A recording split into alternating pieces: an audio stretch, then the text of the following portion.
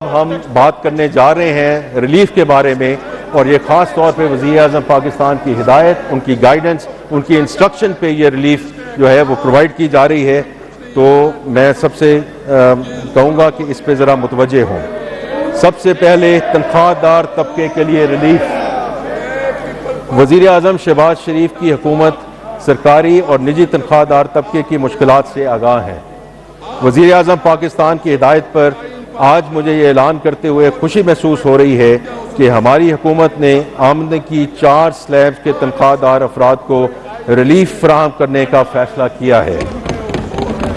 اس سلسلے میں جو تنخواہ دار 22 سے 32 لاکھ روپے کے درمیان سالانہ کماتے ہیں، ان کے ٹیکس کی شرح 23% سے کم کر کے 20% کرنے کی تجویز ہے۔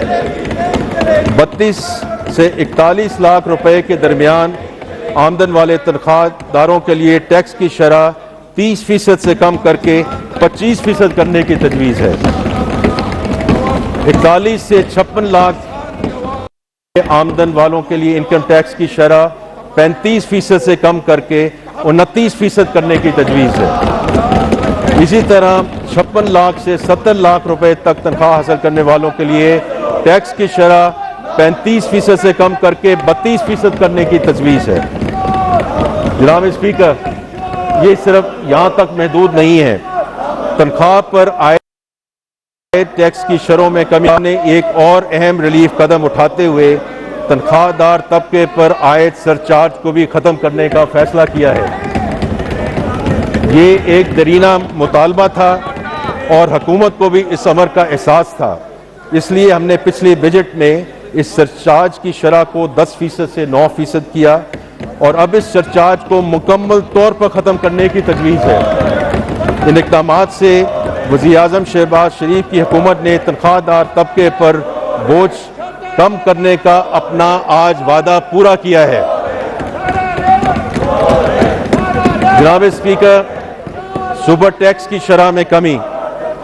مجھے یہ اعلان کرتے ہوئے خوشی محسوس ہو رہی ہے کہ ہماری حکومت نے کاروبار سے 15 کروڑ روپے سے 50 کروڑ روپے تک کی آمدنی کی 6 سلیبز پر عائد سپر ٹیکس، جو 1% سے لے کر 7.5% کی سطح تک تھا، اس کو مکمل طور پر ختم کرنے کا فیصلہ کیا ہے۔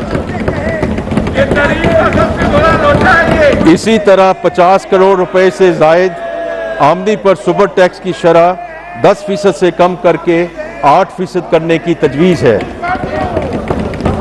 جناب اسپیکر، اس اقدام کا مقصد چھوٹے کاروبار اور صنعتوں کو فروغ دینے کے لیے علاوہ کاروبار میں آسانیاں پیدا کرنا ہے۔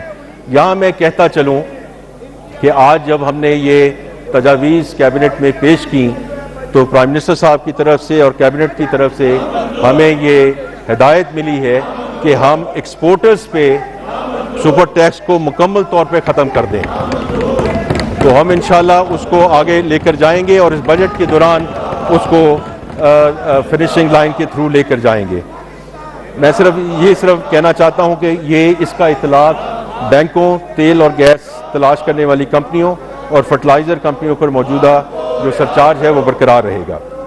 جناب اسپیکر، پاکستان کی معیشت میں روزگار کے مواقع پیدا اور صنعتی ترقی کا پہیہ تیز کرنے میں کنسٹرکشن سے شعبہ نہیں ہے۔ جب کنسٹرکشن کا شعبہ ترقی کرتا ہے تو سیمنٹ، لوہا، شیشہ، timber, paint, tiles, hardware اور 40 سے زائد صنعتیں نشو و نما پاتی ہیں۔ جائیداد کی منتقلی پر عائد ود ہولڈنگ ٹیکس کو معقول بناتے ہوئے فائلرز کے لیے خریداری پر ٹیکس 2.5% سے 1.5% کرنے کی تجویز ہے، اور فروخت پر 5.5% سے کم کر کے 2.7% کرنے کی تجویز ہے۔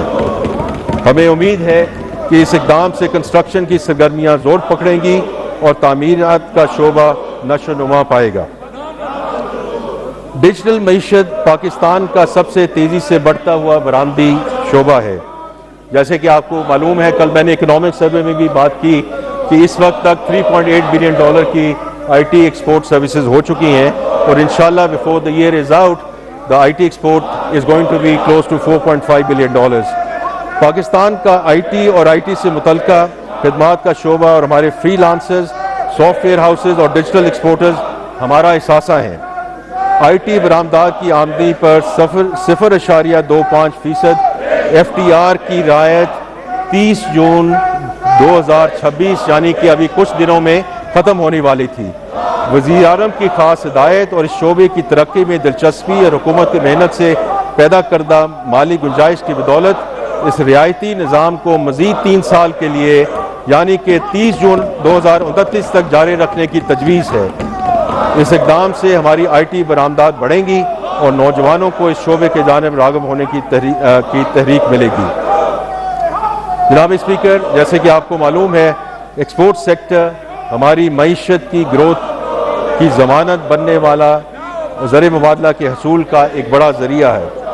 اس وقت ایکسپورٹ پر ایڈوانس انکم ٹیکس اور منیمم ٹیکس کی مد میں مجموعی طور پر 2% ٹیکس عائد ہے، جسے کم کر کے 2.5% کرنے کی تجویز ہے جو منیمم ٹیکس کی مد میں ہوگا۔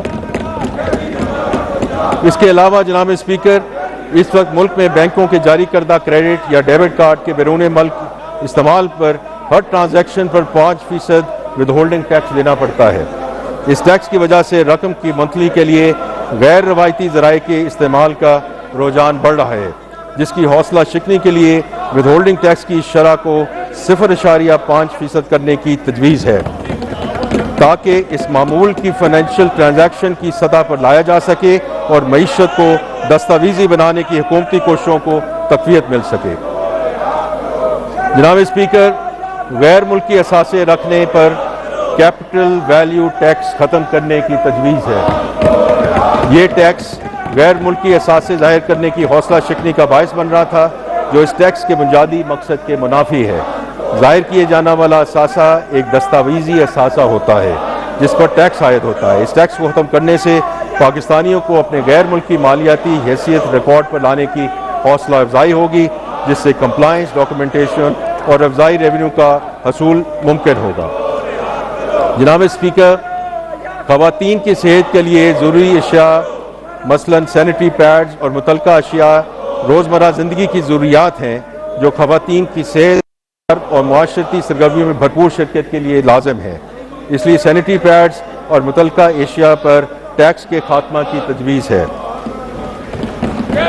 جناب اسپیکر، اس سے دوسرا اقدام کنٹراسیپٹیوز پر ٹیکس کے خاتمے کے حوالے سے ہے۔ پاکستان آبادی کے اعتبار سے دنیا کا 5واں بڑا ملک ہے۔ آبادی میں اضافہ کی رفتار تشویشناک ہے اور خاندانی منصوبہ بندی حکومت کی اولین ترجیح ہے، اس لیے ہم کنٹراسیپٹیوز پر عائد ٹیکس مکمل طور پر ختم کر رہے ہیں۔